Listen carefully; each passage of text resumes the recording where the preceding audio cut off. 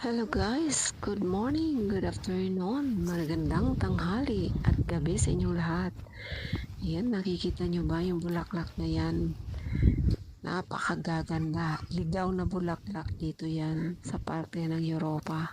Sobrang gaganda nila titingnan. Mga maliliit lang sila pero akala mo mga alaga, 'di ba? Parang lavender siya. Pero kusang tumutubo mga yan kapag tapos na ang winter, yung wala na lang yelo. Kaya ang daming mga maliliit na bulaklak ang mga tumutubo sa palibot. Kaya yan, nakaka-amaze kasi sobrang ganda nila. At saka hindi na sila alagain. Kumbaga, magugulat ka na lang pagkatapos ng tag-ulan, sumisibol na ang mga bulaklak.